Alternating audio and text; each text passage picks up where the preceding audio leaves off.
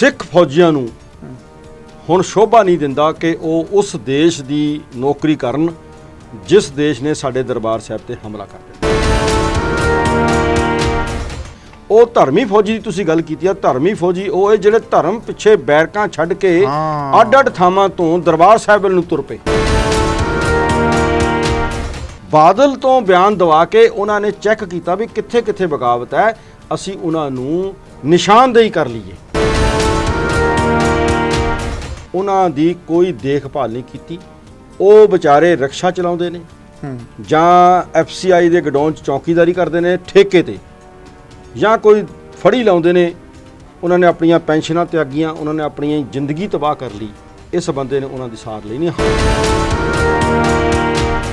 ਉਹਨਾਂ ਨੇ ਉਹਦੀ ਸਹੁੰ ਖਾ ਕੇ ਤੁਹਾਡੇ ਦੇਸ਼ ਦੀ ਵਫਾਦਾਰੀ ਦੀ ਵਚਨ ਕੀਤਾ ਸੀ, ਪਰ ਜੇ ਇਹਨਾਂ ਦੇ ਉਸ ਇਸ਼ਟ ਦੇ ਉੱਪਰ ਹੀ ਹਮਲਾ ਹੋ ਗਿਆ ਫਿਰ ਦੇਸ਼ ਤਾਂ ਉਸ ਤੋਂ ਛੋਟਾ ਹੈ।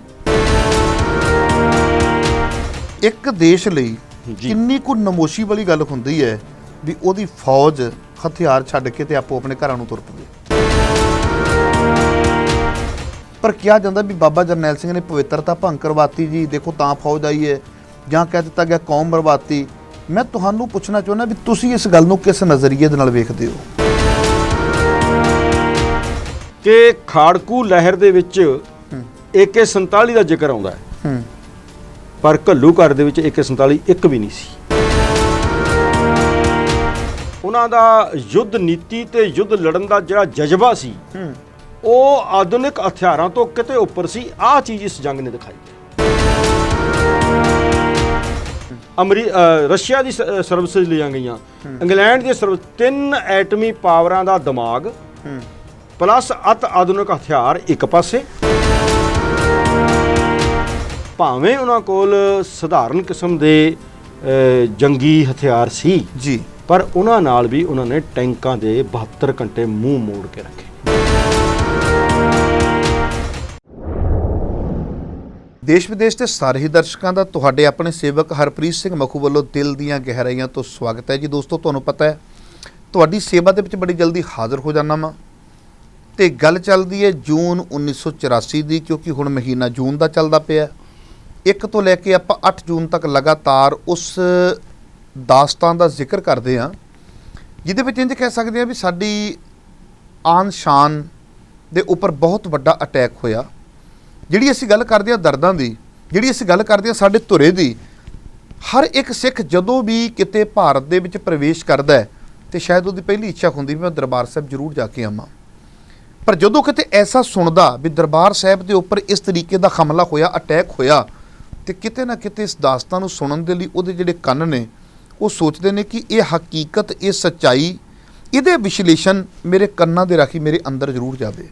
ਆਓ ਇਸੇ ਵਿਸ਼ਲੇਸ਼ਣ ਕਰਨ ਵਾਸਤੇ, ਇਸੇ ਤੇ ਮੰਥਨ ਕਰਨ ਵਾਸਤੇ, ਇਸੇ ਦੀ ਬਰੀਕੀ ਤੇ ਗਹਿਰਾਈ ਤੱਕ ਜਾਣ ਵਾਸਤੇ ਕੀ ਖਟਿਆ, ਕੀ ਗਵਾਇਆ, ਕੀ ਹੋ ਸਕਦਾ ਸੀ, ਇੱਕ ਬੜੀ ਲੰਬੀ ਡਾਕੂਮੈਂਟਰੀ ਤਿਆਰ ਕਰ ਰਹੇ ਹਾਂ ਜਿਹਦੇ ਵਿੱਚ ਪ੍ਰੋਫੈਸਰ ਮਹਿੰਦਰਪਾਲ ਸਿੰਘ ਨੇ ਸਾਨੂੰ ਬੜਾ ਖੁੱਲ੍ਹਾ ਟਾਈਮ ਦਿੱਤਾ ਹੈ। ਵਿਦਵਾਨ ਨੇ, ਨੇੜਿਓਂ ਵੇਖਿਆ, ਬੜਾ ਕੁਝ ਪੜ੍ਹਿਆ ਹੈ, ਬੜੀਆਂ ਕਿਤਾਬਾਂ ਵੀ ਆਈਆਂ ਨੇ, ਔਰ ਇਹਨਾਂ ਨੇ ਉਹਨਾਂ ਕਿਤਾਬਾਂ ਦੇ ਉੱਪਰ ਵੀ ਉਂਗਲ ਚੁੱਕੀ ਹੈ। ਕਹਿੰਦੇ ਬੜੀ ਜਲਦੀ ਕਿਤਾਬ ਦਾ ਆ ਜਾਣਾ ਇਹ ਕੀ ਸੀ? ਇਹਦਾ ਮਤਲਬ ਕੋਈ ਨਾ ਕੋਈ ਐਸਾ ਪਲਾਨ ਚੱਲਦਾ ਪਿਆ ਸੀ ਜਿਹੜਾ ਸਾਰਾ ਕੁਝ ਅੰਦਰ ਖਾਤੇ ਪਤਾ ਸੀ। ਆਓ ਇਹਨਾਂ ਸਾਰੇ ਮਾਮਲਿਆਂ ਦੀ ਆਪਾਂ ਜਾਣਕਾਰੀ ਲੈਂਦੇ ਹਾਂ। ਅੱਜ ਫੇਰ 6ਵੇਂ ਭਾਗ ਦੇ ਵਿੱਚ ਪ੍ਰੋਫੈਸਰ ਮਹਿੰਦਰਪਾਲ ਸਿੰਘ ਮੇਰੇ ਨਾਲ ਨੇ। ਤੁਹਾਡੇ ਨਾਲ ਕੀਤੇ ਵਾਅਦੇ ਨੂੰ ਪੁਗਾਰਿਆ ਮੈਂ, ਤੇ ਗੱਲ ਫਿਰ ਕਰਦੇ ਹਾਂ ਜੂਨ 1984 ਦੇ ਸਾਕੇ ਦੀ। ਸਭ ਤੋਂ ਪਹਿਲਾਂ ਅਸੀਂ ਪ੍ਰੋਗਰਾਮ ਦੇ ਵਿੱਚ ਪ੍ਰੋਫੈਸਰ ਮਹਿੰਦਰਪਾਲ ਸਿੰਘ ਜੀ ਦਾ ਸਵਾਗਤ ਕਰਦੇ ਹਾਂ। ਪ੍ਰੋਫੈਸਰ ਸਾਹਿਬ, ਵਾਹਿਗੁਰੂ ਜੀ ਕਾ ਖਾਲਸਾ, ਵਾਹਿਗੁਰੂ ਜੀ ਕੀ ਫਤਿਹ। ਮਖੂ ਸਾਹਿਬ, ਧੰਨਵਾਦੀ ਹਾਂ ਤੁਹਾਡੇ, ਸਾਨੂੰ ਕਾਫੀ ਖੋਜ ਭਰਪੂਰ ਜਾਣਕਾਰੀਆਂ ਤੁਸੀਂ ਦੇ ਰਹੇ ਹੋ। ਸ਼ੁਕਰੀਆ। ਪ੍ਰੋਫੈਸਰ, ਜਦੋਂ ਆਪਾਂ ਗੱਲ ਕਰਦੇ ਹਾਂ ਧਰਮੀ ਫੌਜੀਆਂ ਦੀ, ਕੁਛ ਲੋਕਾਂ ਨੂੰ ਪਤਾ ਨਹੀਂ ਲੱਗਦਾ ਵੀ ਧਰਮੀ ਫੌਜੀ ਕੌਣ ਨੇ।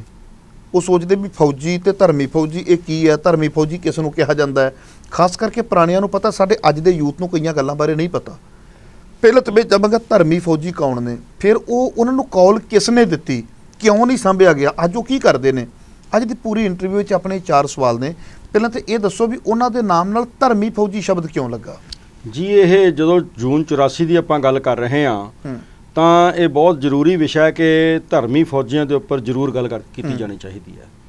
ਉਹ ਇੱਕ ਅਹਿਮ ਹਿੱਸਾ ਨੇ ਇਸ ਸਾਰੇ, ਖਾਸ ਕਰ ਅਟੈਕ ਹੋ ਜਾਣ ਤੋਂ ਬਾਅਦ ਚਾਹੇ 1 ਮਿੰਟ ਬਾਅਦ ਜਾਂ 2 ਘੰਟਿਆਂ ਬਾਅਦ ਜਾਂ 2 ਦਿਨਾਂ ਬਾਅਦ ਇਹ ਜਿਹੜੀ ਕਾਰਵਾਈ ਹੋਈ ਉਹ ਇਹ ਹੋਈ ਕਿ ਪ੍ਰਕਾਸ਼ ਸਿੰਘ ਬਾਦਲ ਨੇ ਆਪਣੇ ਆਪ ਨੂੰ ਸਿੱਖ ਸ਼ੋਅ ਕਰਨ ਲਈ ਇੱਕ ਆਵਾਜ਼ ਮਾਰੀ, ਬਿਆਨ ਦਿੱਤਾ ਆਪਣੇ ਯੂਪੀ ਵਾਲੇ ਫਾਰਮ ਹਾਊਸ ਤੋਂ ਕਿ ਸਿੱਖ ਫੌਜੀਆਂ ਨੂੰ ਹੁਣ ਸ਼ੋਭਾ ਨਹੀਂ ਦਿੰਦਾ ਕਿ ਉਹ ਉਸ ਦੇਸ਼ ਦੀ ਨੌਕਰੀ ਕਰਨ ਜਿਸ ਦੇਸ਼ ਨੇ ਸਾਡੇ ਦਰਬਾਰ ਸਾਹਿਬ ਤੇ ਹਮਲਾ ਕਰ ਦਿੱਤਾ। ਹਾਂ, ਇਹ ਕੌਲ ਬਾਦਲ ਨੇ ਦਿੱਤੀ ਸੀ। ਇਹ ਕੌਲ ਬਾਦਲ ਦਾ ਬਿਆਨ ਉਸ ਟਾਈਮ ਦੀਆਂ ਅਖਬਾਰਾਂ 'ਚ ਪਿਆ ਹੈ। ਇੱਕ ਲੀਡਰ ਸਮਝ ਕੇ, ਕਿਉਂਕਿ ਫੌਜੀਆਂ ਨੂੰ ਬੈਰਕਾਂ ਵਿੱਚ ਬੈਠਿਆਂ ਨੂੰ ਆਪਣੀਆਂ ਯੂਨਿਟਾਂ ਤੇ ਅੱਡ-ਅੱਡ ਥਾਵਾਂ ਤੇ ਪੋਸਟਿੰਗ ਦੇ ਵਕਤ ਐਕਚੁਅਲ ਨਹੀਂ ਪਤਾ ਹੁੰਦਾ ਵੀ ਪੋਲਿਟਿਕਸ ਕੀ ਚੱਲ ਰਹੀ ਹੈ। ਨਾਲੇ ਜਦੋਂ ਉਹ ਬਿਆਨ ਦਿੱਤਾ ਗਿਆ ਉਦੋਂ ਤਾਂ ਹਜੇ ਸਾਰੇ ਸਿੱਖ ਜਗਤ 'ਚ ਭੰਬਲ ਭੁੱਸਾ ਸੀ ਵੀ ਹੋ ਕੀ ਗਿਆ ਤੇ ਕੌਣ ਠੀਕ ਹੈ ਕੌਣ ਗਲਤ ਹੈ। ਉਹਨਾਂ ਨੇ ਬਾਦਲ ਨੂੰ ਇੱਕ ਸਿੱਖ ਲੀਡਰ ਸਮਝ ਕੇ, ਜੋ ਉਹਨਾਂ ਦੀ ਗਲਤੀ ਸੀ ਵਿਚਾਰਿਆਂ ਦੀ, ਪਰ ਉਹ ਆਪਣੇ ਆਪ 'ਚ ਗਲਤ ਨਹੀਂ ਸੀ, ਲੀਡਰ ਸਮਝਣਾ ਗਲਤੀ ਸੀ। ਹਾਂ, ਪਰ ਜੋ ਉਹਨਾਂ ਨੇ ਕੀਤਾ ਉਹ ਤਾਂ ਉਹਨਾਂ ਨੇ ਬਿਨਾਂ ਬਿਆਨ ਦੇ ਵੀ ਕਰਨੀ ਸੀ। ਪਰ ਜ਼ਿੰਮੇਵਾਰੀ ਇਸ ਲੀਡਰ ਦੀ ਕੀ ਬਣਦੀ ਹੈ? ਉਹ ਧਰਮੀ ਫੌਜੀ ਦੀ ਤੁਸੀਂ ਗੱਲ ਕੀਤੀ ਆ, ਧਰਮੀ ਫੌਜੀ ਉਹ ਹੈ ਜਿਹੜੇ ਧਰਮ ਪਿੱਛੇ ਬੈਰਕਾਂ ਛੱਡ ਕੇ ਅੱਡ-ਅੱਡ ਥਾਵਾਂ ਤੋਂ ਦਰਬਾਰ ਸਾਹਿਬ ਵੱਲ ਨੂੰ ਤੁਰ ਪਏ। ਉਹ ਆਪਣੇ ਘਰਾਂ ਵੱਲ ਨਹੀਂ ਤੁਰੇ, ਉਹ ਦਰਬਾਰ ਸਾਹਿਬ ਵੱਲ ਤੁਰ ਪਏ। ਰਸਤੇ ਵਿੱਚ ਮਿਲਟਰੀ ਦਾ ਮਾਮਲਾ ਹੈ, ਕਿਤੇ ਉਹਨਾਂ ਨੂੰ ਰੋਕਿਆ ਵੀ ਗਿਆ, ਕਿਤੇ ਮੁਕਾਬਲੇ ਵੀ ਹੋਏ, ਕਿਤੇ ਕੁਝ ਜ਼ਖਮੀ ਵੀ ਹੋਏ, ਕੁਝ ਉਹਨਾਂ ਨੇ ਜ਼ਖਮੀ ਕੀਤੇ ਕਿਉਂਕਿ ਉਹਨਾਂ ਕੋਲ ਵੀ ਹਥਿਆਰ ਸੀ।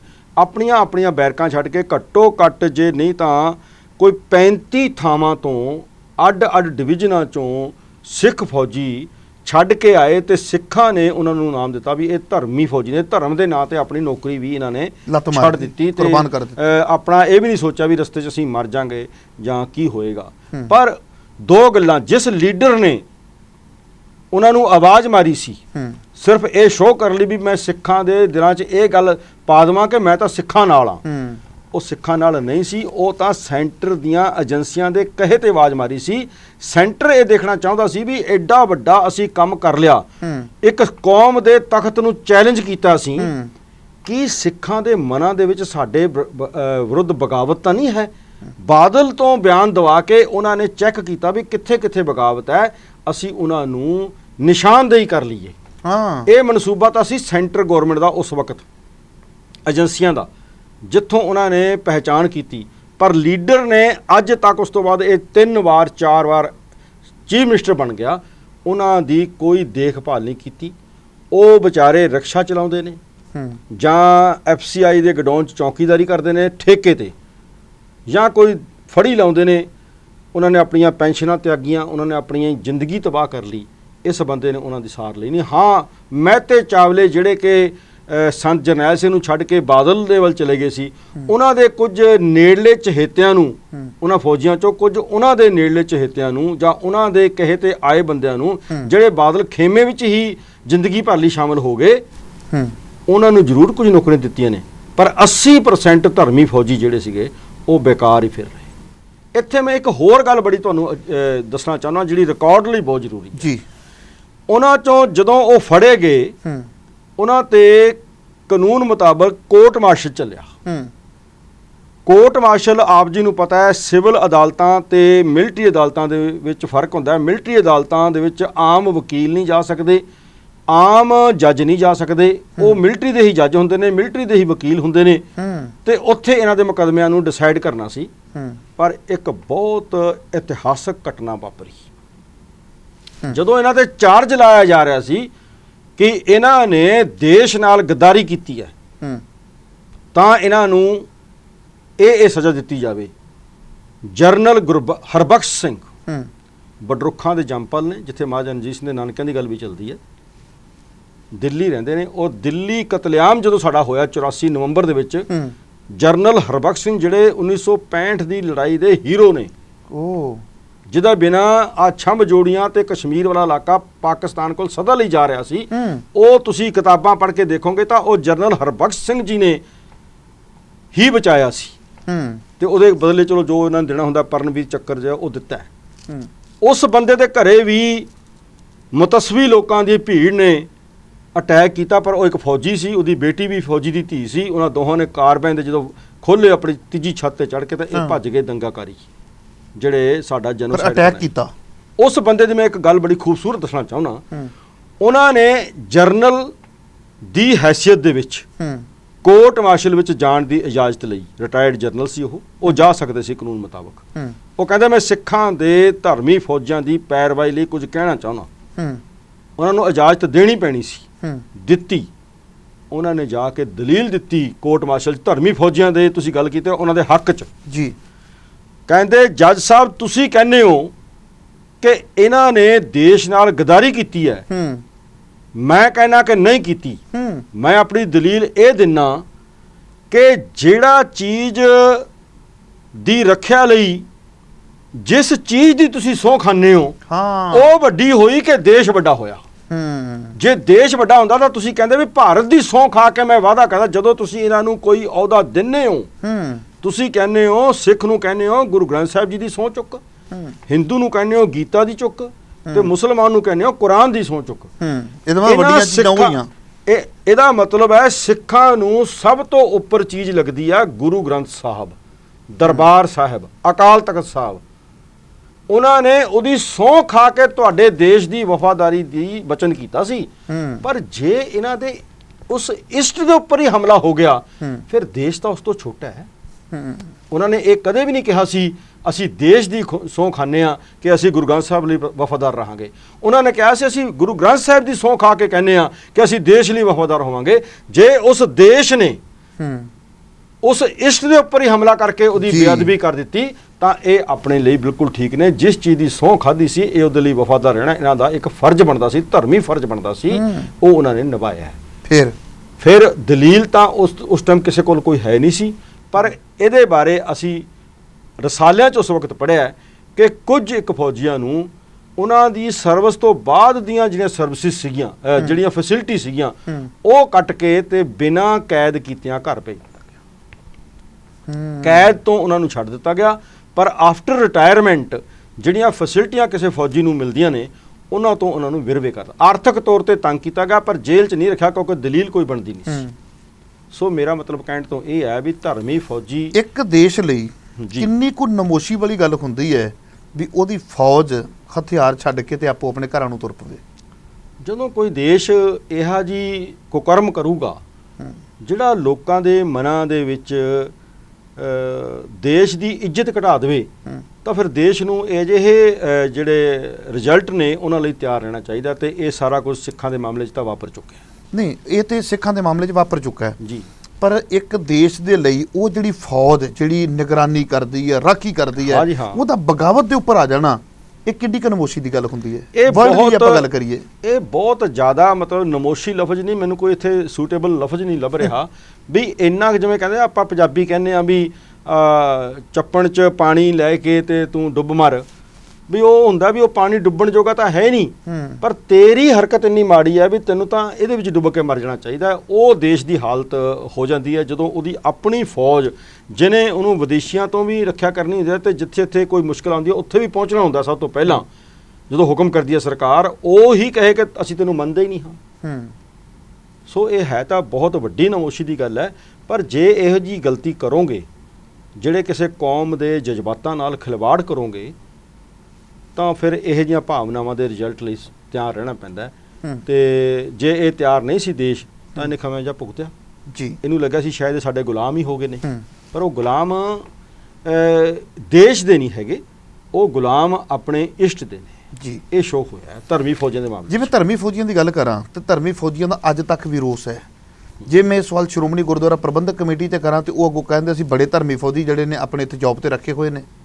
ਇਹਦੇ ਬਾਰੇ ਤੁਹਾਡਾ ਤੁਹਾਨੂੰ ਕਹਿ ਕੇ ਹਟਿਆ, ਦੁਬਾਰਾ ਕਹਿ ਦਿੰਦਾ ਕਿ ਜਿਹੜੇ ਉਹਨਾਂ ਸਿੰਘਾਂ ਚੋਂ, ਉਹਨਾਂ ਧਰਮੀ ਫੌਜੀਆਂ ਚੋਂ ਇਹਨਾਂ ਦੀ ਅਧੀਨਗੀ, ਚਾਹੇ ਉਹਨੂੰ ਐਸਜੀਪੀਸੀ ਕਹਿ ਲਓ, ਮੈਂ ਤਾਂ ਬਾਦਲ ਹੀ ਕਹਾਂਗਾ ਜੀ, ਬਾਦਲ ਟੋੜਾ ਵੀ ਕਹਾਂਗਾ, ਇਕੱਲਾ ਬਾਦਲ ਨਹੀਂ ਸੀ, ਟੋੜਾ ਵੀ ਇਸੇ ਹਿਸਾਬ ਦਾ ਸੀ, ਬਰਨਾਲਾ ਵੀ ਇਸੇ ਹਿਸਾਬ ਦਾ ਸੀ, ਅਮਰਿੰਦਰ ਚਲੋ ਹੈ ਉਹ ਐਸਜੀਪੀਸੀ ਤੋਂ ਬਾਹਰ ਹੈ, ਇੱਕ ਸਿੱਖ ਤੌਰ ਤੇ ਉਹ ਵੀ ਗਦਾਰ ਹੈ।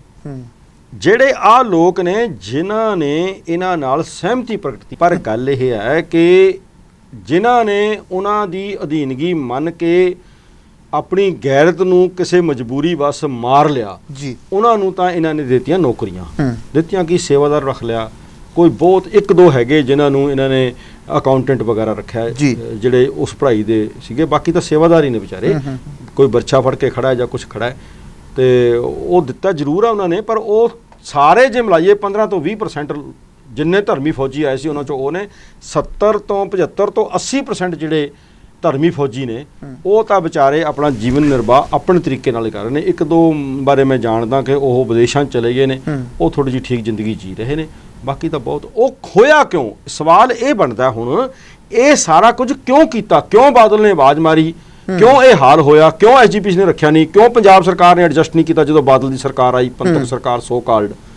ਇਹਦਾ ਕਾਰਨ ਇਹ ਹੁੰਦਾ ਹੈ ਕਿ ਜਦੋਂ ਕੋਈ ਇਸ ਤਰ੍ਹਾਂ ਦਾ ਐਕਸ਼ਨ ਕਰਦਾ ਹੈ, ਸਰਕਾਰ ਨੂੰ ਨਮੋਸ਼ੀ ਹੁੰਦੀ ਹੈ ਜੀ, ਤਾਂ ਸਰਕਾਰ ਦੀਆਂ ਏਜੰਸੀਆਂ ਦੇ ਕੰਨ ਇਸ ਗੱਲ ਤੋਂ ਖੜੇ ਹੋ ਜਾਂਦੇ ਨੇ ਵੀ ਜੇ ਅਸੀਂ ਇਹਨਾਂ ਨੂੰ ਅੱਜ ਬਰਬਾਦ ਨਾ ਕੀਤਾ, ਇਹਨਾਂ ਦਾ ਬੁਰਾ ਹਾਲ ਨਾ ਕੀਤਾ, ਤਾਂ ਕੱਲ ਕੋਈ ਹੋਰ ਵੀ ਬਗਾਵਤ ਕਰੂਗਾ ਜੀ। ਜੇਕਰ ਉਹਨਾਂ ਨੂੰ ਓਨਰ ਕਰ ਦਿੰਦਾ ਪ੍ਰਕਾਸ਼ ਸਿੰਘ ਬਾਦਲ ਦੀ ਸਰਕਾਰ, ਸ਼੍ਰੋਮਣੀ ਕਮੇਟੀ ਬਰਾਬਰ ਦੇ ਰੁਤਬੇ ਦੇ ਕੇ ਇੱਥੇ ਬਿਠਾ ਦਿੰਦੀ ਵੀ ਠੀਕ ਹੈ ਤੁਸੀਂ ਤਾਂ ਧਰਮ ਲਈ ਕੀਤਾ, ਆ ਧਰਮ ਤੁਹਾਨੂੰ ਸਾਂਭਦਾ ਹੈ, ਧਰਮ ਦੇ ਅਦਾਰੇ ਤੁਹਾਨੂੰ ਸਾਂਭਦੇ ਨੇ, ਤਾਂ ਉਹ ਫਿਰ ਬਾਦਲ ਆਰਐਸਐਸ ਦੇ ਸ਼ਿਕੰਜੇ ਤੋਂ ਬਾਹਰ ਹੋ ਜਾਣਾ ਸੀ ਜੀ। ਪਰ ਉਹ ਕਿਉਂਕਿ ਨਹੀਂ ਚਾਹੁੰਦਾ ਕਿ ਉਹ ਆਰਐਸਐਸ ਨੂੰ, ਹਿੰਦੂਤਵੀ ਨੂੰ ਜਾਂ ਸਟੇਟ ਪਾਲਿਸੀ ਨੂੰ ਪਿੱਠ ਦਿਖਾਵੇ, ਉਹ ਅਕਾਲ ਤਖਤ ਸਾਹਿਬ ਨੂੰ ਪਿੱਠ ਦਿਖਾਉਣਾ ਚਾਹੁੰਦਾ ਹੈ, ਪਰ ਦਿੱਲੀ ਤੇ ਨਾਗਪੁਰ ਨੂੰ ਨਹੀਂ। ਇਸ ਲਈ ਉਹਨੇ ਉਹਦੇ ਤੇ ਕੋਈ ਆਰਥਿਕ ਫੈਸਿਲਿਟੀ ਉਹਨਾਂ ਨੂੰ ਨਹੀਂ ਦਿੱਤੀ ਉਹਨਾਂ ਦੇ ਕਹੇ ਤੇ। ਜੀ ਜੀ। ਹੁਣ ਇਸ ਤੋਂ ਅਗਲੀ ਗੱਲ ਕਰੀਏ ਆਪਾਂ, ਦਿੱਲੀ ਕਮੇਟੀ ਤੇ ਸ਼੍ਰੋਮਣੀ ਕਮੇਟੀ ਨੂੰ ਇੱਕ ਪਾਸੇ ਰੱਖ ਦਈਏ, ਸਾਡੇ ਕੋਲ ਲੋਕਲ ਗੁਰਦੁਆਰਾ ਸਾਹਿਬ ਕਿੰਨੇ ਨੇ? ਜੇ ਇਹਦੇ ਵਿੱਚ ਵੀ ਇਸ ਚੀਜ਼ ਨੂੰ ਵਿਸ਼ੇਸ਼ ਪਹਿਲ ਦੇ ਦਿੱਤੀ ਜਾਂਦੀ ਤੇ ਤੁਹਾਨੂੰ ਲੱਗਦਾ ਵੀ ਕੁਝ ਨਾ ਕੁਝ ਆਰਥਿਕਤਾ ਵਿੱਚ ਸੁਧਾਰ ਆ ਸਕਦਾ ਸੀ?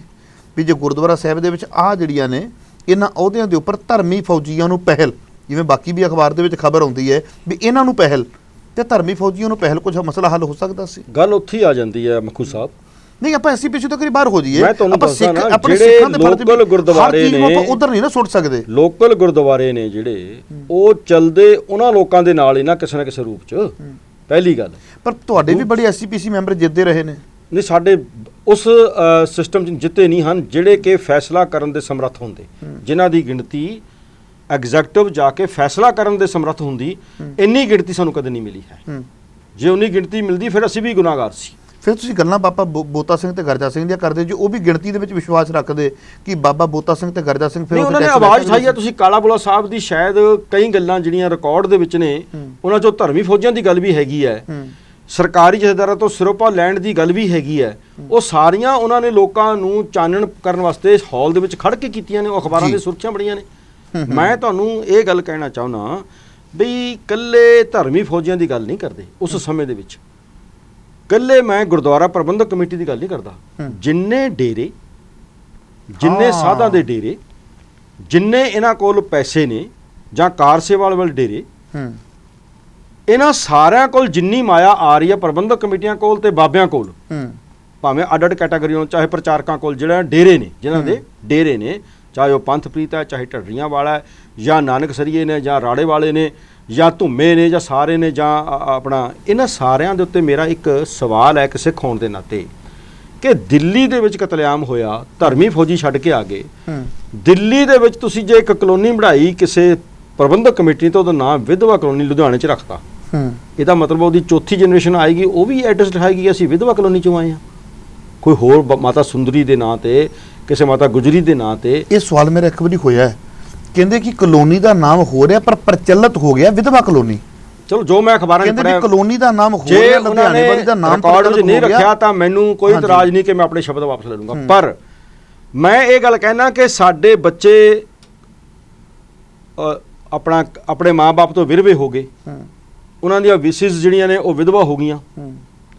ਕੀ ਜਿਹੜੇ ਸਮਾਗਮ ਅਸੀਂ ਕੀਤੇ ਇਹਨਾਂ 36 ਸਾਲ ਦੇ ਵਿੱਚ, ਨਾਨਕਸਰੀਆਂ ਨੇ ਜਿਨੇ ਇਸ਼ਤਿਹਾਰ ਦਿੱਤੇ ਵੀ ਫਲਾਣੇ ਬਾਬਾ ਜੀ ਦੀ ਬਰਸੀ, ਫਲਾਣੇ ਬਾਬਾ ਜੀ ਦੀ ਬਰਸੀ, ਉਹ ਕਈ 100 ਕਰੋੜ ਬਣਦਾ। ਮੈਂ ਇੱਕ ਵਾਰੀ ਇਹਦਾ ਅੰਦਾਜ਼ਾ ਲਾਇਆ ਸੀ, ਕਿਉਂਕਿ 20-25 ਲੱਖ ਤੋਂ ਘੱਟ ਫੁੱਲ ਪੇਜ ਮਿਲਦਾ ਨਹੀਂ ਹੈ ਜੀ, ਤੇ ਕਿੰਨੇ ਪੇਜ ਉਹਨਾਂ ਦੇ ਇੱਕ ਵਾਰ ਆਉਂਦੇ ਰਹੇ ਨੇ। ਹੋਰ ਵੀ ਬੜੀਆਂ ਗੱਲਾਂ ਨੇ ਇਹਨਾਂ ਦੇ ਜਿਹੜੇ ਖਰਚੇ ਹੋਏ ਨੇ, ਨਗਰ ਕੀਰਤਨਾਂ ਤੇ ਹੋਏ ਨੇ, ਦੀਵਾਨਾਂ ਤੇ ਹੋਏ ਨੇ। ਕੀ ਇਹ ਖਰਚੇ ਉਹਨਾਂ ਵਿਧਵਾਵਾਂ ਨੂੰ ਉਨੀ ਦੇਰ ਲਈ ਬੰਦ ਨਹੀਂ ਕਰ ਸਕਦੇ? ਕਾਰ ਸੇਵਾ ਵਾਲੇ ਗੁਰਦੁਆਰੇ ਬਣਾਉਣ ਤੋਂ ਬੰਦ ਨਹੀਂ ਕਰ ਸਕਦੇ ਸੀ, ਜਿੰਨੀ ਦੇਰ ਤੱਕ ਉਹਨਾਂ ਨੂੰ ਉਸ ਜਗ੍ਹਾ ਤੇ ਆਰਥਿਕ, ਕਿਉਂਕਿ ਉਹਦਾ ਹਸਬੈਂਡ ਨਹੀਂ ਆ ਸਕਦਾ, ਬੱਚਿਆਂ ਦਾ ਪਿਓ ਨਹੀਂ ਆ ਸਕਦਾ, ਕਿਸੇ ਦੀ ਭੈਣ ਨਹੀਂ ਆ ਸਕਦੀ ਜਿਹੜੀ ਚਲੀ ਗਈ, ਪਰ ਉਹਨਾਂ ਨੂੰ ਉਸ ਸਰਕਾਰ ਦੇ ਅੱਗੇ ਹੱਥ ਤਾਂ ਨਾ ਅੱਡਣ ਦਿਓ ਜਿਹੜੀ ਸਰਕਾਰ ਨੇ ਉਹਨਾਂ ਦਾ ਇਹ ਹਾਲ ਕੀਤਾ, ਜਿਸ ਰਾਜੀਵ ਗਾਂਧੀ, ਜਿਸ ਇੰਦਰਾ ਗਾਂਧੀ ਦੇ ਕਰਕੇ ਇਹ ਸਾਰਾ ਹਾਲ ਹੋਇਆ ਜੀ। ਇਹ ਸਾਰੀਆਂ ਗੱਲਾਂ ਜਿਹੜੀਆਂ ਨੇ ਨਾ ਅੱਗੇ ਜਾ ਕੇ, ਹੁਣ ਤਾਂ ਇਹ ਵਾਪਰ ਚੁੱਕੀਆਂ ਨੇ, ਅੱਗੇ ਜਾ ਕੇ ਜੇ ਤੁਸੀਂ ਕੋਈ ਜ਼ਿੰਦਗੀ 'ਚ ਕੌਮ ਦਾ ਫੈਸਲਾ ਕਰਨਾ ਹੈ, ਉਹਦੇ ਵਿੱਚ ਇਹਨਾਂ ਦੇ ਨਿਚੋੜ ਕੱਢੇ ਬਿਨਾ ਅਸੀਂ ਅਗਲੀ ਰਣਨੀਤੀ ਨੂੰ ਜਾਂ ਅਗਲੇ ਪ੍ਰੋਗਰਾਮ ਨੂੰ ਉਲੀਕ ਨਹੀਂ ਸਕਦੇ। ਮੈਂ ਤਾਂ ਗੱਲਾਂ ਕਹਿ ਰਿਹਾ ਜੀ। ਜੀ ਹੁਣ ਆਪਾਂ ਇੱਕ ਹੋਰ ਸਵਾਲ ਕਰੀਏ ਧਰਮੀ ਫੌਜੀਆਂ ਤੋਂ ਥੋੜਾ ਜਿਹਾ ਹਟ ਕੇ। ਕੁਝ ਲੋਕਾਂ ਦਾ ਕਹਿਣਾ ਹੈ, ਮੈਂ ਫਿਰ ਬੇਨਤੀ ਕਰ ਦਿਆਂ, ਸਾਡਾ ਕਹਿਣਾ ਨਹੀਂ, ਕੁਝ ਲੋਕਾਂ ਦਾ ਕਹਿਣਾ ਹੈ, ਜਿਵੇਂ ਕਮੈਂਟਸ ਐਸੇ ਆ ਜਾਂਦੇ ਨੇ, ਉਹ ਕਮੈਂਟਸ ਇਸ਼ੂ ਬਣ ਜਾਂਦੇ ਨੇ। ਮੇਰਾ ਮਾਮਲਾ ਹੈ ਕਿ ਉਹਨੂੰ ਇਸ਼ੂ ਬਣਾਉਣ ਦੀ ਬਜਾਏ ਉਹਨੂੰ ਕਲੀਅਰ ਕਰ ਲਿਆ ਜਾਵੇ, ਤੇ ਤਾਂ ਕਿ ਬੜਾ ਵਧੀਆ ਜਵਾਬ ਮਿਲ ਜਾਂਦਾ ਆ। ਕੁਝ ਲੋਕ ਕਹਿੰਦੇ ਕਿ ਬਾਬਾ ਜਰਨੈਲ ਸਿੰਘ ਨੇ ਕੌਮ ਮਰਵਾਤੀ, ਪਵਿੱਤਰਤਾ ਭੰਗ ਕਰ ਦਿੱਤੀ। ਠੀਕ ਹੈ, ਜੇ ਇਹ ਗੱਲ ਕਰੀਏ ਤਾਂ ਜਲਨ ਬਰਾੜ ਦੀ ਬੁੱਕ ਦੇ ਵਿੱਚ ਵੀ ਚੀਜ਼ਾਂ ਮਿਲ ਜਾਂਦੀਆਂ ਨੇ, ਜਦ ਕਿ ਅੱਜ ਤੱਕ ਉਸ ਬੁੱਕ ਨੂੰ ਬੈਨ ਨਹੀਂ ਕਰਵਾਇਆ ਗਿਆ, ਅੱਜ ਤੱਕ ਉਸ ਬੁੱਕ ਦੇ ਉੱਪਰ ਕੋਈ ਇਸ ਤਰੀਕੇ ਦਾ ਨਹੀਂ ਕੋਈ ਐਕਸ਼ਨ ਲਿਆ ਗਿਆ, ਕੋਈ ਕੇਸ ਨਹੀਂ ਹੋਇਆ, ਅੱਜ ਤੱਕ ਵੀ ਕੌਮ ਵੱਲੋਂ ਕੁਝ ਐਸਾ ਨਹੀਂ ਹੋਇਆ। ਪਰ ਕਿਹਾ ਜਾਂਦਾ ਵੀ ਬਾਬਾ ਜਰਨੈਲ ਸਿੰਘ ਨੇ ਪਵਿੱਤਰਤਾ ਭੰਗ ਕਰਵਾਤੀ ਜੀ, ਦੇਖੋ ਤਾਂ ਫੌਜ ਆਈ ਹੈ, ਜਾਂ ਕਹਿ ਦਿੱਤਾ ਗਿਆ ਕੌਮ ਮਰਵਾਤੀ। ਮੈਂ ਤੁਹਾਨੂੰ ਪੁੱਛਣਾ ਚਾਹੁੰਦਾ ਵੀ ਤੁਸੀਂ ਇਸ ਗੱਲ ਨੂੰ ਕਿਸ ਨਜ਼ਰੀਏ ਦੇ ਨਾਲ ਵੇਖਦੇ ਹੋ? ਦੇਖੋ, ਮੈਂ ਇਹਦਾ ਜਵਾਬ ਪਹਿਲੇ ਐਪੀਸੋਡ ਦੇ ਵਿੱਚ ਸ਼ਾਇਦ ਦੇ ਚੁੱਕਾ। ਜਿਹੜੀ ਪਵਿੱਤਰਤਾ ਭੰਗ ਕਰਨ ਵਾਲੀ ਗੱਲ ਹੈ ਜਾਂ ਅਕਾਲ ਤਖਤ ਸਾਹਿਬ ਤੇ ਜਾਣ ਦੀ ਗੱਲ ਹੈ, ਇਹਦਾ ਜਵਾਬ ਹੋ ਗਿਆ, ਪਰ ਮੈਂ ਸ਼ਾਰਟ ਦੇ ਵਿੱਚ ਦੁਬਾਰਾ ਵੀ ਆਪ ਜੀ ਨੂੰ ਬਿਆਨ ਕਰ ਦਿੰਦਾ ਕਿ ਜਿਸ ਕੌਮ ਦੇ ਉਹ ਵਿਦਿਆਰਥੀ ਸੀ, ਉਹਨਾਂ ਨੇ ਜੋ ਫੈਸਲੇ ਲੈਣੇ ਸੀ ਉਹ ਉਹਨਾਂ ਨੇ ਆਪਣੀ ਕੌਮੀ ਵਿਰਾਸਤ ਚੋਂ ਲੈਣੇ ਸੀ। ਇਸ 36 ਸਾਲ, ਉਸ ਟਾਈਮ 35 ਸਾਲ ਹੋਈ ਸੀ ਇਸ ਦੇਸ਼ ਦੀ ਸਰਕਾਰ ਨੂੰ ਬਣੀ ਨੂੰ, ਇਹਦੇ ਕਰਪਟ ਪ੍ਰਸ਼ਾਸਨਿਕ ਢਾਂਚੇ ਦਾ ਜਿਹੜਾ ਫੈਸਲਾ ਸੀ, ਇੱਕ ਪਾਸੇ ਉਹ ਖੜਾ ਸੀ ਜੀ, ਦੂਜੇ ਪਾਸੇ ਸੰਤ ਜਰਨੈਲ ਸਿੰਘ ਦੇ ਪਿੱਛੇ 500 ਸਾਲ ਦਾ ਇਤਿਹਾਸ ਖੜਾ ਸੀ। ਜੋ ਇਤਿਹਾਸ ਨੇ ਉਹਨਾਂ ਨੂੰ ਅਗਵਾਈ ਦਿੱਤੀ, ਉਹਨਾਂ ਨੇ ਉਹ ਕੀਤਾ ਤੇ ਬਿਲਕੁਲ ਠੀਕ ਕੀਤਾ। ਅਸੀਂ ਕਹਿੰਦੇ ਆ ਵੀ ਗੁਰਦੁਆਰੇ ਕਿਉਂ ਗਏ? ਅਸਲ ਵਿੱਚ ਗੁਰਦੁਆਰਾ ਸਾਹਿਬ ਤਾਂ ਬਣੇ ਹੀ ਉਦੋਂ ਜਦੋਂ ਸਾਡਾ ਗੁਰੂ ਉੱਥੇ ਗਿਆ, ਜਦੋਂ ਗੁਰੂ ਨੇ ਹੀ ਜੰਗ ਲੜ ਲਿਆ। ਕੱਲ ਵੀ ਤੁਸੀਂ ਇੱਕ ਸਵਾਲ ਕੀਤਾ ਸੀ ਪਹਿਲੇ ਐਪੀਸੋਡਾਂ ਦੇ ਵਿੱਚ ਕਿ ਗੁਰੂ ਸਾਹਿਬ ਨੇ ਤਾਂ ਜੰਗ ਬਾਹਰ ਲੜੇ ਨੇ। ਗੁਰੂ ਸਾਹਿਬ ਨੇ ਜੰਗ ਬਾਹਰ ਨਹੀਂ ਲੜੇ, ਗੁਰੂ ਸਾਹਿਬ ਨੇ ਤਾਂ ਜੰਗ ਲੜੇ ਨੇ। ਜਿੱਥੇ ਜੰਗ ਲੜੇ ਗਏ ਉਹ ਗੁਰਦੁਆਰੇ ਬਣ ਗਏ। ਦਰਬਾਰ ਸਾਹਿਬ ਗੁਰੂ ਸਾਹਿਬ ਜੀ ਦੇ ਜਾਣ ਕਰਕੇ ਗੁਰਦੁਆਰਾ ਬਣਿਆ ਨਾ। ਜੇ ਗੁਰੂ ਸਾਹਿਬ ਜੰਗਲ 'ਚ ਜਾ ਕੇ ਲੜਾਈ ਕਰਨ ਲੱਗੇ ਉਹ ਵੀ ਗੁਰਦੁਆਰਾ ਬਣ ਗਿਆ। ਜਿੱਥੇ ਜਾਏ ਬਹਿ ਮੇਰਾ ਸਤਿਗੁਰੂ, ਸੋ ਥਾਨ ਸੁਹਾਵਾ ਰਾਮ ਰਾਜੇ। ਛੇਵੇਂ ਪਾਤਸ਼ਾਹ ਮਹਾਰਾਜ ਜੀ ਵੇਲੇ ਦਰਬਾਰ ਸਾਹਿਬ ਤੇ ਤਿਆਰ ਸੀ, ਬੇਸ਼ੱਕ ਤਿਆਰ ਹੋਵੇ ਨਾ ਹੋਵੇ, ਫਿਰ ਵੀ ਜੰਗ ਬਾਹਰਲੇ ਪਾਸੇ ਜਾ ਕੇ ਲੜੀ ਗਈ ਹੈ। ਇਹ ਤਾਂ ਕਦੇ ਵੀ ਨਹੀਂ ਕਿਹਾ ਗਿਆ ਵੀ ਮੈਂ ਜੇ ਤੁਸੀਂ ਇੱਥੇ ਆਓਗੇ ਤਾਂ ਮੈਂ ਤੁਹਾਨੂੰ ਹੱਥ ਜੋੜ ਕੇ ਖੜ ਜਾਊਂਗਾ, ਜੇ ਬਾਹਰ ਜਾਓਗੇ ਤਾਂ ਲੜਾਈ ਕਰੂੰਗਾ। ਇਹ ਸਵਾਲ ਨਹੀਂ ਹੈ। ਸਵਾਲ ਇਹ ਹੈ ਕਿ ਜਿੱਥੇ ਗੁਰੂ ਗਿਆ ਉਹੀ ਗੁਰਦੁਆਰਾ ਬਣ ਗਿਆ। ਗੁਰਦੁਆਰਾ ਉਹੀ ਬਣਿਆ ਜਿੱਥੇ ਕਦੇ ਗੁਰੂ ਗਿਆ, ਪਹਿਲਾ ਪਾਤਸ਼ਾਹ ਗਿਆ। ਪਰ ਇਹ ਸਵਾਲ ਕੌਣ ਲੋਕ ਨੇ ਜਿਹੜੇ ਇਸ ਤਰ੍ਹਾਂ ਦੇ ਸਵਾਲ ਕਰਦੇ ਨੇ? ਇਹ ਸਵਾਲ ਸੁਭਾਵਿਕ ਤੌਰ ਤੇ ਲੈ ਰਹੇ ਆ। ਮੈਂ ਤੁਹਾਨੂੰ ਪਹਿਲੇ ਐਪੀਸੋਡਾਂ ਦੇ ਵਿੱਚ ਵੀ ਮੈਂ ਤੁਹਾਨੂੰ ਕਿਹਾ ਵੀ ਇਹ ਦੋ ਵਿਚਾਰ ਧਾਰਾਵਾਂ ਦੀ ਲੜਾਈ ਹੈ। ਇਹ ਦੋ ਤਖਤਾਂ ਦੀ ਲੜਾਈ ਹੈ। ਜਿਹੜਾ ਤਖਤ ਨਾਗਪੁਰ ਤੇ ਦਿੱਲੀ ਨੂੰ ਆਪਣਾ ਇਸ਼ਟ ਮੰਨਦਾ ਹੈ, ਇਹ ਉਹ ਲੋਕ ਕਹਿੰਦੇ ਨੇ, ਚਾਹੇ ਉਹ ਸਿੱਖ ਸਰੂਪ 'ਚ ਹੋਣ ਚਾਹੇ ਉਹ ਕਿਸੇ ਹੋਰ ਸਰੂਪ 'ਚ ਹੋਣ। ਜਿਹੜਾ ਅਕਾਲ ਤਖਤ ਸਾਹਿਬ ਨੂੰ ਆਪਣਾ ਤਖਤ ਮੰਨਦਾ ਹੈ, ਉਹਨੂੰ ਪਤਾ ਹੈ ਕਿ ਭਾਈ ਗੁਰਬਖਸ਼ ਸਿੰਘ ਜੀ ਵੀ ਇਸੇ ਜਗ੍ਹਾ ਤੋਂ ਲੜਦੇ ਰਹੇ ਨੇ, ਅਕਾਲੀ ਫੂਲਾ ਸਿੰਘ ਜੀ ਵੀ ਇੱਥੋਂ ਹੀ ਲੈ ਕੇ ਫੌਜਾਂ ਜਾਂਦੇ ਰਹੇ ਨੇ, ਤੇ ਬਾਬਾ ਦੀਪ ਸਿੰਘ ਜੀ ਨੇ ਵੀ ਇਸੇ ਦਰਬਾਰ ਸਾਹਿਬ ਦੇ ਪਰਿਕਰਮਾ ਵਿੱਚ ਆਪਣੀ ਸ਼ਹਾਦਤ ਦਿੱਤੀ ਹੈ। ਜੇ ਸੰਤ ਜਰਨੈਲ ਸਿੰਘ ਦਿੱਤੀ ਹੈ, ਭਾਈ ਗੁਰਬਖਸ਼ ਸਿੰਘ ਜੀ ਨੇ ਵੀ ਦਿੱਤੀ ਹੈ, ਬਾਬਾ ਦੀਪ ਸਿੰਘ। ਸਾਡੀ ਵਿਰਾਸਤ ਹੈ ਜੀ। ਇਹਨੂੰ ਪਵਿੱਤਰਤਾ ਤੇ ਅਪਵਿੱਤਰਤਾ ਨਾਲ ਨਾ ਗਿਣੋ। ਤੁਸੀਂ ਤਖਤ ਨੂੰ ਚੈਲੰਜ ਹੋਣ ਤੋਂ ਬਾਅਦ ਦਿੱਤੇ ਗਏ ਜਵਾਬ ਦੇ ਨਾਲ ਇਹਨੂੰ ਜੋੜੋ। ਉਹਨਾਂ ਨੇ ਜਵਾਬ ਦਿੱਤਾ ਜਦੋਂ ਤਖਤ ਦੇ ਉੱਤੇ ਚੈਲੰਜ ਹੋਇਆ। ਤੁਹਾਡੇ ਹਿਸਾਬ ਨਾਲ ਯੁੱਧ ਹੋਇਆ ਤੇ ਇਹਦੇ ਵਿੱਚ ਕੋਈ ਕਲਾ ਦਿਖਾਈ ਗਈ ਹੈ ਜਿਹਨੂੰ ਆਪਾਂ ਕਲਾ ਦਾ ਰੂਪ ਦੇ ਸਕਦੇ ਹਾਂ ਵੀ ਇਹ ਯੁੱਧ ਹੋਇਆ? ਕਿਉਂਕਿ ਇੱਕ ਪਾਸੇ ਜੇ ਆਪਾਂ ਗੱਲ ਕਰੀਏ ਮਿਲਟਰੀ ਅਟੈਕ ਕੀਤਾ ਗਿਆ, ਤੁਹਾਨੂੰ ਕੀ ਲੱਗਦਾ ਪਿਆ ਵੀ ਆਧੁਨਿਕ ਹਥਿਆਰਾਂ ਦੇ ਨਾਲ ਰਵਾਇਤੀ ਹਥਿਆਰ ਉਹ ਕਿਸ ਤਰੀਕੇ ਦਾ ਮੁਕਾਬਲਾ ਸੀ? ਉਹਦੇ ਵਿੱਚ ਕਿਹੜੀ ਤੁਸੀਂ ਕਲਾ ਦੇਖਦੇ ਪਏ ਹੋ? ਸਾਰੀ ਕਲਾ ਹੀ ਕਲਾ ਜੀ। ਜੇ 72 ਘੰਟੇ ਦੀ ਜਿਹੜੀ ਫਾਇਰਸ ਲੜਾਈ ਹੋਈ ਹੈ 6 ਦਿਨਾਂ 'ਚੋਂ, ਜਿਹੜੀ 72 ਘੰਟੇ ਦੀ ਸਭ ਤੋਂ ਜ਼ਿਆਦਾ ਸਖਤ ਲੜਾਈ ਹੋਈ ਹੈ, ਉਹਦੇ ਵਿੱਚ ਜਿਹੜਾ ਤੁਹਾਡੇ ਵਾਲਾ ਸਵਾਲ ਦਾ ਅਖੀਰਲਾ ਹਿੱਸਾ ਹੈ ਉਹ ਜੱਗ ਜ਼ਾਹਿਰ ਹੋਇਆ ਹੈ ਕਿ ਇੱਕ ਪਾਸੇ ਤਾਂ ਉਹ ਹਥਿਆਰ ਨੇ ਜਿਹੜੇ ਅੱਜ ਤੋਂ ਨਹੀਂ, ਉਦੋਂ ਤੋਂ 50 ਸਾਲ ਪਹਿਲਾਂ 84 ਤੋਂ 50 ਸਾਲ ਪਹਿਲਾਂ ਬਣੇ ਸੀ ਤੇ ਉਸ ਤੋਂ ਬਾਅਦ ਮੋਡੀਫਾਈ ਹੋ ਕੇ ਬਹੁਤ ਆਧੁਨਿਕ ਹਥਿਆਰ ਬਣ ਗਏ ਸੀ। ਮੈਂ ਤੁਹਾਨੂੰ ਉਦਾਹਰਨ ਦੇ ਤੌਰ ਤੇ ਕਹਿਣਾ ਕਿ ਖਾੜਕੂ ਲਹਿਰ ਦੇ ਵਿੱਚ AK-47 ਦਾ ਜ਼ਿਕਰ ਆਉਂਦਾ ਹੈ, ਪਰ ਘੱਲੂਘਾਰੇ ਦੇ ਵਿੱਚ AK-47 ਇੱਕ ਵੀ ਨਹੀਂ ਸੀ। ਫਿਰ ਇੱਕ ਵੀ ਐਸਾ ਹਥਿਆਰ ਨਹੀਂ ਸੀ। ਸੰਤ ਜਰਨੈਲ ਸਿੰਘ ਖੁਦ ਜਿਹੜਾ ਹਥਿਆਰ ਫੜ ਕੇ ਅਕਾਲ ਤਖਤ ਸਾਹਿਬ ਤੋਂ ਲਾਸਟ ਮੂਮੈਂਟ ਦੇ ਉੱਤੇ ਸ਼ਹਾਦਤ ਤੋਂ ਪਹਿਲਾਂ ਲੈ ਕੇ ਆਏ ਨੇ, ਉਹ ਵੀ ਸਟੇਨ ਗਨ ਸੀ। ਸਟੇਨ ਖੰਨ ਤੋਂ ਬਾਅਦ AK-47 ਦਾ ਇਜਾਦ ਹੋ ਜਾਣਾ ਵੀ ਉਹਨਾਂ ਕੋਲ ਨਹੀਂ ਸੀ, ਜਦ ਕਿ ਦੁਨੀਆ ਵਿੱਚ ਉਸ ਟਾਈਮ AK-47 ਹੈ ਸੀ। ਮਤਲਬ ਕਹਿਣ ਤੋਂ ਉਹਨਾਂ ਦਾ ਹੌਸਲਾ ਜਿਹੜਾ ਸੀ, ਉਹਨਾਂ ਦਾ ਯੁੱਧ ਨੀਤੀ ਤੇ ਯੁੱਧ ਲੜਨ ਦਾ ਜਿਹੜਾ ਜਜ਼ਬਾ ਸੀ, ਉਹ ਆਧੁਨਿਕ ਹਥਿਆਰਾਂ ਤੋਂ ਕਿਤੇ ਉੱਪਰ ਸੀ। ਆਹ ਚੀਜ਼ ਇਸ ਜੰਗ ਨੇ ਦਿਖਾਈ ਹੈ ਜੀ। ਜੇ ਜਰਨਲ ਸਬੇਗ ਸਿੰਘ ਇੱਕ ਮਹਾਨ ਫੌਜੀ ਜਰਨੈਲ ਸੀ ਤਾਂ ਉਹਨਾਂ ਨੇ ਆਪਣੀ ਕਲਾ ਦਿਖਾਈ ਹੈ, ਪਰ ਜਿਹੜੇ ਨੌਜਵਾਨ ਉਹਨਾਂ ਦਾ ਕਹਿਣਾ ਮੰਨ ਕੇ ਟ੍ਰੇਨਿੰਗ ਲੈ ਕੇ ਲੜੇ ਨੇ, ਉਹ ਬਿਲਕੁਲ ਸਧਾਰਨ ਘਰਾਂ ਦੇ ਸਧਾਰਨ ਨੌਜਵਾਨ ਸੀਗੇ, ਜਿਨ੍ਹਾਂ ਦੀ ਉਮਰ 14 ਸਾਲ ਤੋਂ 47 ਸਾਲ ਲਾਸਟ ਹੋਏਗੀ ਵੱਧ ਤੋਂ ਵੱਧ। ਖੁਦ ਸੰਤ ਜਰਨੈਲ ਸਿੰਘ 37 ਸਾਲ ਦੇ ਸੀ ਜੀ, ਭਾਈ ਅਮਰੀਕ ਸਿੰਘ 33 ਸਾਲ ਦੇ ਸੀ, ਬਾਬਾ ਠਾਰਾ ਸਿੰਘ ਥੋੜੀ ਜਿਹੀ ਵੱਡੀ ਉਮਰ ਦੇ ਸੀ। ਸੋ ਮੇਰਾ ਮਤਲਬ ਜਿਹੜਾ ਤੁਸੀਂ ਸਵਾਲ ਪੁੱਛਿਆ, ਉਹਦਾ ਨਟਸ਼ਲ ਜਵਾਬ ਇਹ ਹੈ ਕਿ ਇੱਕ ਪਾਸੇ ਤਾਂ ਅਤ ਆਧੁਨਿਕ ਹਥਿਆਰ, ਜਿਹਦੇ ਵਿੱਚ ਟੈਂਕ, ਜਿਹਦੇ 'ਚ ਤੋਪਾਂ, ਜਿਹਦੇ 'ਚ ਹੈਲੀਕਾਪਟਰ, ਜਿਹਦੇ 'ਚ ਨੇਵੀ ਦੀ ਵੀ ਮਦਦ ਲਿੱਤੀ ਗਈ ਵੀ ਸਰੋਵਰ 'ਚੋਂ ਜੇ ਕੋਈ ਖੋਜ ਕਰਨੀ ਹੋਏਗੀ, ਕਿਤੇ ਸਰੋਵਰ ਵਿੱਚ ਨਾ ਇਹਨਾਂ ਨੇ ਕੋਈ ਐਸੀ ਚੀਜ਼ ਫਿੱਟ ਕੀਤੀ ਹੋਵੇ ਜੀ, ਉਹਦੇ ਵਾਸਤੇ ਨੇਵੀ ਦੀ ਵੀ ਸਰਵਿਸ ਲਈ ਗਈ। ਰਸ਼ੀਆ ਦੀ ਸਰਵਿਸਿਜ਼ ਲਈਆਂ ਗਈਆਂ, ਇੰਗਲੈਂਡ ਦੀ ਸਰਵਿਸ। 3 ਐਟਮੀ ਪਾਵਰਾਂ ਦਾ ਦਿਮਾਗ ਪਲੱਸ ਅਤ ਆਧੁਨਿਕ ਹਥਿਆਰ ਇੱਕ ਪਾਸੇ। ਨਹੀਂ, ਪਰ ਜੇ ਆਪਾਂ ਗੱਲ kariye ਜਿਵੇਂ ਤੁਸੀਂ ਦੱਸਿਆ ਵੀ AK-47 ਜਿਹੜੀ ਇੱਕ ਵੀ ਵਰਤੋਂ ਦੇ ਵਿੱਚ ਉੱਥੇ ਨਹੀਂ ਆਈ, ਉਸ ਟਾਈਮ ਨਹੀਂ ਸੀ ਪਹੁੰਚੀ ਸੰਤ ਜੀ ਦੇ ਖੇਮੇ ਵਿੱਚ, ਜਾਂ ਐਂ ਕਹਿ ਲਓ ਅੰਦਰਲੇ ਜਿਹੜਾ ਅੰਦਰੋਂ ਲੜ ਰਹੇ ਸੀ ਉਹਨਾਂ ਕੋਲ ਇਸ ਤਰ੍ਹਾਂ ਦਾ ਅਤ ਆਧੁਨਿਕ ਹਥਿਆਰ ਨਹੀਂ ਪਹੁੰਚਿਆ। ਇੱਕ ਪਾਸੇ ਆਪਾਂ ਕਹਿੰਦੇ ਆ ਕਿ ਹਥਿਆਰਾਂ ਨੂੰ ਉਸ ਸਮੇਂ ਜਨਰਲ ਬਰਾੜ ਵੀ ਮੰਨ ਗਿਆ ਵੀ ਇੰਨੇ ਨੀਵੇਂ ਪਾਸਿਓਂ ਗੋਲੀ ਆ ਨਹੀਂ ਸਕਦੀ, ਇਹ ਆ ਕਿਵੇਂ ਰਹੀ ਹੈ? ਨਹੀਂ, ਉਹ ਹਥਿਆਰ ਦੀ ਕਲਾ ਨਹੀਂ, ਉਹ ਤਾਂ ਜਨਰਲ ਸਬੇਗ ਸਿੰਘ ਤੇ ਜਿਨ੍ਹਾਂ ਨੂੰ ਉਹਨੇ ਟ੍ਰੇਨਿੰਗ ਦਿੱਤੀ ਤੇ ਜਿਹੜੇ ਨੌਜਵਾਨ ਸਿੱਖ ਗੁਰੂ ਗੋਬਿੰਦ ਸਿੰਘ ਜੀ ਦੇ ਪੁੱਤਰ ਹੋ ਕੇ ਲੜੇ ਤੇ ਸੰਤ ਜਰਨੈਲ ਸਿੰਘ ਜੀ ਦੇ ਸਾਥੀ ਹੋ ਕੇ ਲੜੇ, ਇਹ ਤਾਂ ਉਹਨਾਂ ਦੀ ਕਲਾ ਹੈ ਕਿ ਉਹਨਾਂ ਨੇ SLR, ਮੈਂ ਆਪਣੀ ਤੁਹਾਨੂੰ ਉਦਾਹਰਨ ਦਿੰਦਾ। ਇੱਕ ਦਿਨ ਮੈਂ ਦਰਬਾਰ ਸਾਹਿਬ ਦੇ ਲੰਗਰ ਤੇ ਖੜਾ ਸੀ ਉਹਨਾਂ ਦਿਨਾਂ ਜਦੋਂ ਸੰਤ ਜਰਨੈਲ ਸਿੰਘ ਜੀ ਉੱਥੇ ਬਚਨ ਕਰਦੇ ਹੁੰਦੇ ਸੀ, ਤਾਂ ਇੱਕ ਗਨਮੈਨ ਥੋੜਾ ਜਿਹਾ ਦੂਰ ਖੜਾ ਸੀ ਤੇ ਮੈਂ ਉਹਦੇ ਕੋਲ ਚਲਾ ਗਿਆ। ਮੈਂ ਖੁਦ ਆਪਣੀ ਗੱਲ ਦੱਸਦਾ, ਉਹਦੇ ਕੋਲ ਜਿਹੜੀ ਰਫਲ ਫੜੀ ਸੀ ਉਹ SLR ਸੀ। ਉਹਨਾਂ ਕੋਲ SLR ਹੀ ਹੁੰਦੀਆਂ ਸੀ ਜਿਹੜੀਆਂ CRP ਕੋਲ ਹੁੰਦੀਆਂ ਅੱਜ ਕੱਲ੍ਹ ਜੀ। ਮੈਂ ਆਪਣੇ ਉਤਸੁਕਤਾ ਦੇ ਵਿੱਚੋਂ ਇੱਕ ਚੜ੍ਹਦੀ ਉਮਰ ਦੇ ਨੌਜਵਾਨ ਦੇ ਤੌਰ ਤੇ ਉਹਨਾਂ ਨੂੰ ਪੁੱਛਿਆ, ਬਾਬਾ ਜੀ ਇਹ ਕਿੰਨੀ ਕੁ ਦੂਰ ਤੱਕ ਮਾਰ ਕਰਦੀ ਹੈ? ਤਾਂ ਉਹਨਾਂ ਨੇ ਮੈਨੂੰ ਇਹੀ ਜਵਾਬ ਦਿੱਤਾ ਸੀ, ਕਾਕਾ ਜਿੱਥੋਂ ਦੂਰੋਂ ਬੁੱਤ ਜਾ ਦਿਸੇ, ਇਹ ਨਾ ਪਤਾ ਲੱਗੇ ਕਿ ਇਹ ਬੀਬੀ ਹੈ ਕਿ ਬੰਦਾ ਹੈ, ਉੱਥੋਂ ਤੱਕ ਤਾਂ ਮਾਰ ਦਿੰਦੀ ਹੈ। ਇਹ ਮੈਨੂੰ ਜਵਾਬ ਸੀ ਸੰਤ ਜੀ ਦੇ ਗਨਮੈਨ ਦਾ। ਇੱਕ ਆਮ ਦਿਨਾਂ 'ਚ ਗੱਲ ਚੱਲ ਰਹੀ ਸੀ ਤਾਂ ਮੇਰੀ ਉਤਸੁਕਤਾ ਨਾਲ ਜਵਾਬ ਉਹਨਾਂ ਨੇ ਇਹ ਕਹਿ ਕੇ ਦਿੱਤਾ ਤਾਂ ਮੈਨੂੰ ਸਮਝ ਹੀ ਆ ਗਈ ਵੀ ਕਾਫੀ ਦੂਰ ਤੱਕ ਮਾਰ ਕਰ ਸਕਦੀ ਹੈ, ਕਿਉਂਕਿ ਅੱਖ ਦੀ ਪਹਿਚਾਣ, ਮੇਲ ਫੀਮੇਲ ਦਾ ਪਤਾ ਨਾ ਲੱਗੇ। ਅੱਖ ਦੀ ਪਹਿਚਾਣ ਜਦੋਂ ਦਰਖਤ ਨੂੰ ਤੇ ਬੰਦੇ ਨੂੰ ਪਹਿਚਾਣੇ ਨਾ ਐ ਲੱਗੇ ਕੁਝ ਹੈ, ਤਾਂ ਉਹ ਕਾਫੀ ਦੂਰ ਹੁੰਦਾ ਹੈ। ਸੋ ਇਹ ਇਸ ਕਿਸਮ ਦੇ ਜਜ਼ਬਾਤ ਸੀਗੇ ਤੇ ਇਸ ਕਿਸਮ ਦੇ ਹਥਿਆਰ ਸੀਗੇ।